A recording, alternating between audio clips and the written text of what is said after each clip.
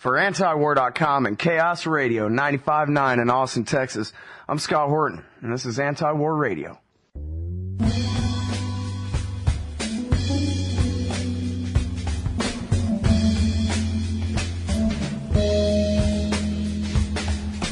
Time to welcome our first guest. It's Michigan attorney Kurt Haskell. His website is haskellfamily.blogspot.com. 2 L's in Haskell there. haskellfamily.blogspot.com. Welcome back to the show, Kurt. How are you? I'm doing good today. Thanks for having me. Well, I appreciate you joining us on the show again here. You guys remember we talked with Kurt about a month ago. He was an eyewitness to some things that didn't quite seem right on Flight 253. Well, before, during, and after Flight 253, where this young man, Abdulmutallab, attempted to set off a bomb over Detroit on Christmas Day. And there's been some developments in the case, so I'm happy to have you here to go over some of this. I guess in the first place, why don't you give us kind of the brief version of what exactly it was that you saw at the airport in Amsterdam when apparently this young man was changing planes from Lagos, Nigeria, in Amsterdam there, and then getting on the same plane as you, Flight 253, to Detroit. Okay. What I saw in Amsterdam, I'll just explain it real quick. My wife and I were sitting on the floor playing cards near the final ticket gate. We had already gone through all the security procedures, so this was in a secure area. We're about 10 feet from the final ticket gate, and I saw Mutallab go to the counter with another man who looked like he was a wealthy-looking Indian man who's been now called the so-called sharp-dressed man. They approached the counter together. Only the Indian man spoke, and what he said was, this man needs to board the plane, but he doesn't have a passport. The ticket agent then said, well, if he doesn't have a passport, he can't board the plane. And the Indian man then said, he's from Sudan. We do this all the time. And the ticket agent then referred the two of them down a hallway to speak to a manager.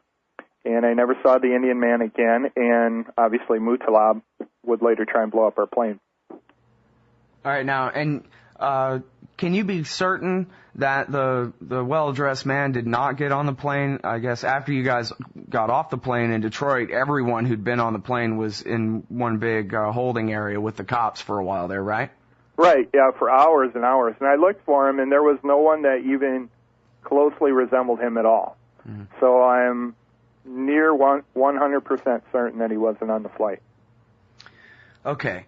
Well, there's a couple of things here. First of all, I guess on this part of the story, they just denied that you were right about this and gave quite a few different accounts of what happened there. And I wanted to bring up a couple of possibilities. I guess I don't know this for certain, but it seems, well, this part is, you may be certain about this, that there was surveillance video of that entire secure holding area we were talking about before when you were through security but not yet on the plane, where you witnessed this happening. And then also I've read that in Amsterdam, they have such high security there that every passenger is taken and interviewed on a one-on-one basis. And can you verify that? Were you interviewed on a one-on-one basis before getting through security? And if so, was there a video camera there, or do you know? My wife and I were interviewed together. It was pretty, the questions were pretty standard. You know, were you in possession of your carry-on bags at all times? Did anyone try and put anything in them? Those kind of questions. We had 4 or 5 questions. I didn't notice any cameras around, but I wasn't looking for them because nothing raised any red flags to me at that time. So, right. But the Dutch police have come out and said they reviewed 200 hours of security video from the Amsterdam airport. So 200 hours is pretty extensive when we're only looking at a 1 to 2 hour possible time period between flights. So that tells me there are about 100 different cameras around, maybe 200. So, you know, I would think that they would have video of all these areas. Mm-hmm. All right, now... Can I say one other thing? Sure. The official story on the sharp-dressed man didn't change a few times. I don't want the listeners to get confused. The official story was, we reviewed 200 hours of security video, and it shows no accomplices. The changed story the story regarding the so-called man in orange, a different man I saw after we landed, changed 5 times. So I just don't want anyone to get confused on that. Right, yeah. Thanks for clarifying that. Sure. Although they have changed their story, I guess, at least once now I guess I don't want to read too much into this, but I'm not sure it would be reading too much into it to quote from, admittedly, it's Brian Ross at ABC News, so, who knows, but it does say that as part of the additional security, federal agents are conducting extensive background checks on every passenger who flew to Detroit on the Northwest flight in case one of them might have been sent as a spotter on the mission. And federal agents tell ABCnews.com they are attempting to identify a man who passengers said helped Abdulmutallab change planes for Detroit when he landed in Amsterdam from Lagos, Nigeria. Authorities had initially discounted the passenger accounts, but the agents say there is a growing belief the man, I guess, may have played a role to make sure Abdulmutallab did not get cold feet. And that's from the article Alert Female Suicide Bombers May Be Heading Here from Yemen at abcnews.com. But this is an apparent reference to you and your wife, sounds like. Yeah, I just want to make a few comments on that. Number one, this article came out January 22nd, 29 days after our flight. Where was this article up until then? The official story until that point was we reviewed 200 hours of security video and it shows nothing. Were you lying then or are you lying now, federal government? It's one or the other. Because obviously, if there's now a growing belief that the man played a role, well, you've had the video all along, and you're not showing it, so we're to believe you now, I guess. A couple other things on that article. It's an article about female suicide bombers. It really has nothing to do with Flight 253 at all, and it's just 2 sentences buried in the bottom of the article. Why isn't this front page news all over the world? I really would like to know the answer to that. Number 2, why do they say passengers saw this man? I was the only person that saw this man that I know of, the only one. So I have another question to the federal government. Is there someone else that saw this man that's just not coming forward? Or, number 2, are you intentionally not stating my name because you don't want more publicity shown to me and what I've been stating to the public? It should say we're attempting to identify a man who Kurt Haskell said helped Abdulmutallab change. And I didn't say he helped him change planes. Not at all. This is another part of the story that's wrong. I said he helped him board by not showing a passport, which is an entirely different story. And this is just garbage that they're saying he helped him on to make sure he did not get cold feet. No, what he did is he helped him on without showing a passport through a secure area when he wasn't a passenger himself, the sharp-dressed man, and through some conversation in a back room, got this man on with a bomb and without a passport. So Mr. Brian Ross needs to get his story straight, although I'm glad for, that someone in the media is actually attempting to somewhat report what I saw. So your wife was not with you at the time that you saw this? She was, but we were playing cards and she had her back to what was going on. So I was facing the ticket desk. She had her back to it, and at the time it meant absolutely nothing to me. It was the total non-event. So it meant so little to me. I didn't even tell her what I had seen until after I realized it was the same man that tried to blow up our plane after we landed, and then I told her the story. I see. Now, were you a witness? There are 2 named witnesses that I've been able to find so far. Well, I'm sure there's more than this, but 2 I found this morning anyway. Bo Taylor, an employee of USAID, and a woman named Patricia Keatman, who apparently were both on the plane and say that they saw, Taylor says he saw the actual attempt to, or at least once the commotion started, he noticed someone filming. Perhaps the filming had started at that moment, but Patricia Keatman and her family say that, I guess she's saying her daughter noticed that apparently someone on the plane was videotaping the attempted bomber long before, maybe throughout the whole flight, certainly long before he ever attempted to do that. Now, were you witness to any of that, the videotaping on board the plane? No, where I was sitting, this man, the cameraman, was sitting in row 31 or 32 on the left side of the plane by the window, and Lori and I were in row 27 by the window on the right seat of the plane, and after row 28 there was a restroom.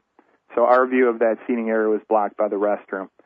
I did hear them say that in the media, and to me that just raises further questions because you haven't gotten into it yet, but statements from a couple government officials that basically say this is a normal thing we do, letting terrorists on planes so we can track them and catch their accomplices in the U.S.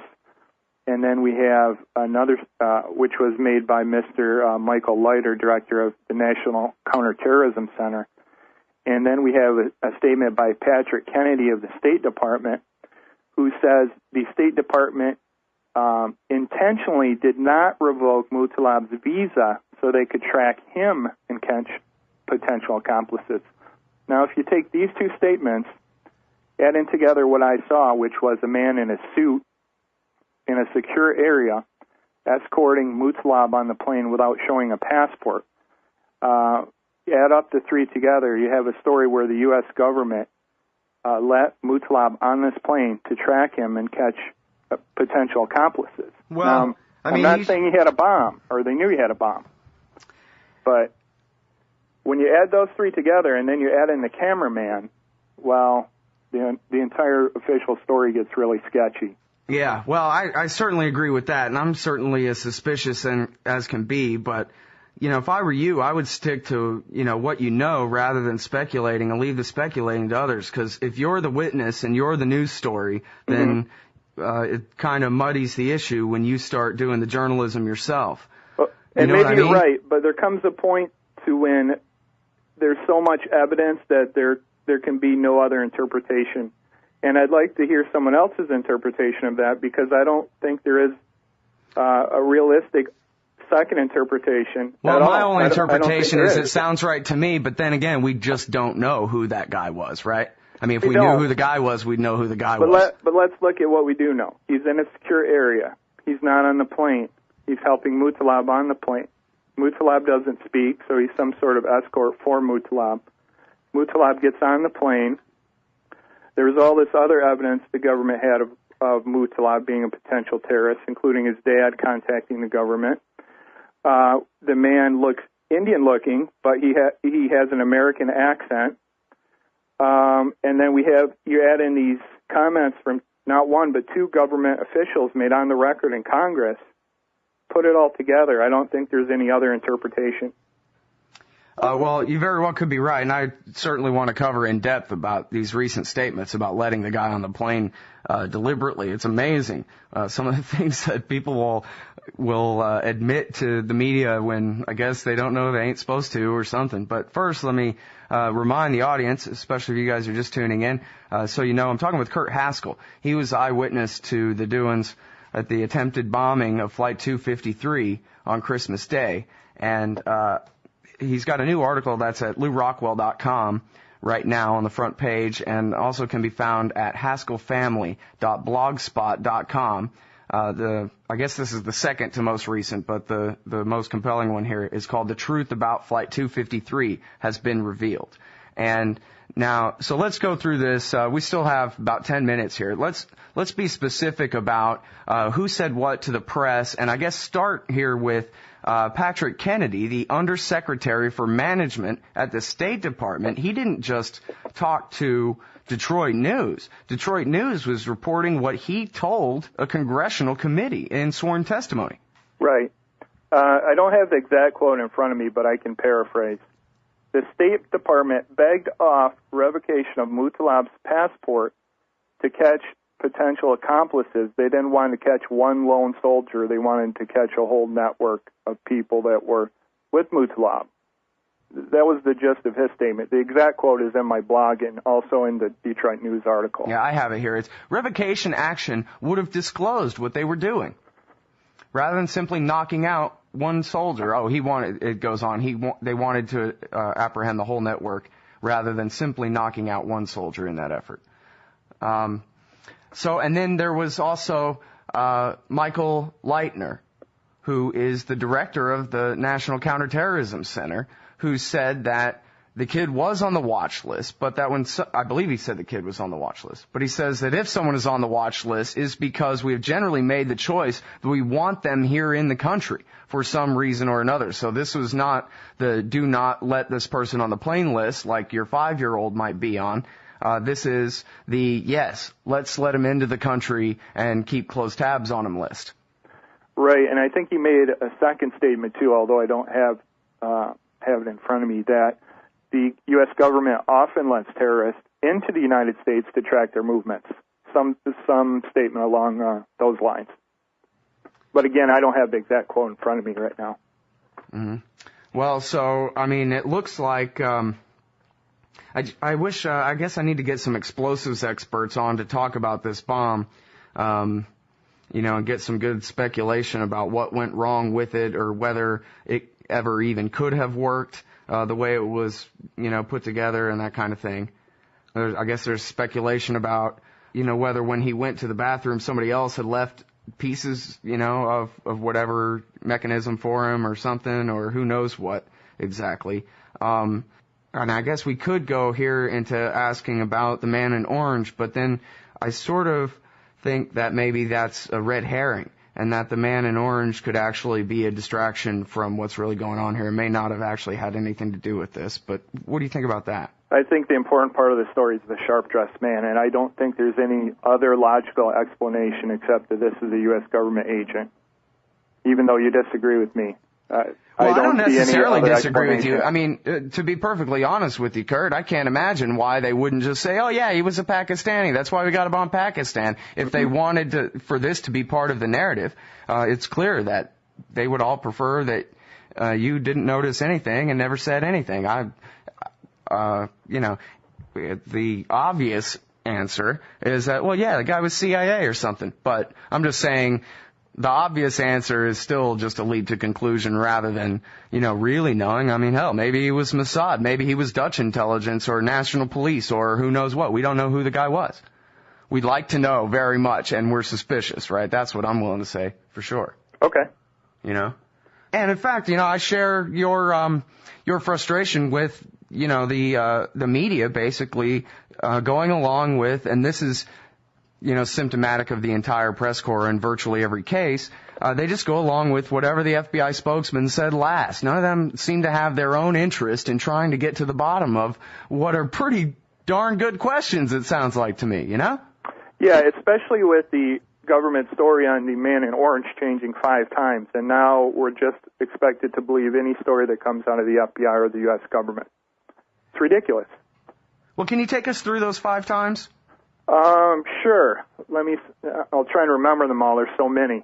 I started talking about the man in orange right after we landed to the press. And the official government story for 4 days was there was no such man. And then it changed, after media pressure about me and several other passengers talking out about him. In the press, U.S. Customs changed their story to, yes, there was another man being held indefinitely on immigration charges from our flight. And then I went out to the media and I pointed out that he was being held after a dog found something in his carry-on bag.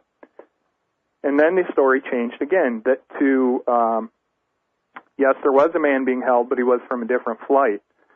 And that was impossible because our entire flight was quarantined from anyone else. And I pointed that out in the media, and then the story changed again to someone's being held on immigration or agricultural violations. And then this story changed again to, I believe it was 2 men were detained, both from different flights, and both were let go. So 5 different versions, each corresponding with myself coming out into the media, speaking out and discrediting their most recent story. Yeah, it's also worthy of note here that I think just a couple of days after the attempted attack, Richard Wolffe, who, if I have my press corps type people straight. I think he's written a book or is writing a book about Obama and is pretty close in there with the White House. And he said on Keith Olbermann's show that perhaps Obama himself, or at least the Obama administration, is concerned that this may have been an intentional act within the government. Right, which the letting him on the plane, like that's pretty harsh for them to tell somebody like Richard Wolffe, who's going to go and repeat it to Keith Olbermann, Right, which exactly backs up my claim that the sharp-dressed man was a U.S. government agent, 100%. It sure seems to. Yes, it does. Yeah. Well, let's go back to the media thing. Since this Brian Ross article, have you gotten any more attention other than from the alternative media on this, or is this basically just dead in the water like we could have predicted the next day? No, not on that. I have gotten calls from the media and done some interviews regarding the Free Press article of January 29th, which dealt with the botched security after we landed, which I spoke out about that, too, immediately after we landed, and I was ignored in the press, too, up until this January 29th article came out, and then all of a sudden the press wants to talk to me about that. But in regards to the sharp-dressed man and these comments by government officials, no. The mainstream media is completely ignoring me on that. Well, we went from the system worked great because, after all, passengers beating up an attempted terrorist and preventing him from committing his attack, they're our last line of defense, which makes you wonder why they disarm all of us regular people. We can't even bring a screwdriver on or nothing, but we're the last line of defense. So that was the system worked. And then the story was, well, there was a systemic failure to connect the dots here, and the intelligence broke down, and the cops, like always, hate each other and refuse to talk to each other, and so the NSA knew this and the CIA knew that, but they didn't put it all together in time. And now, even officially, according to an Undersecretary of State, in sworn testimony before the Congress and numerous credible media reports, the best version from the government's point of view of this story now is that, yeah, we let the guy on the plane because we wanted to follow him, but oops, we didn't know he had a bomb. That's really the best they can do at this point. Am I right? Yeah, that's the most charitable interpretation of this thing. But then you have to question why someone was filming and what was his involvement. And if I could go back to that comment you just stated from Jenna Napolitano. Sure.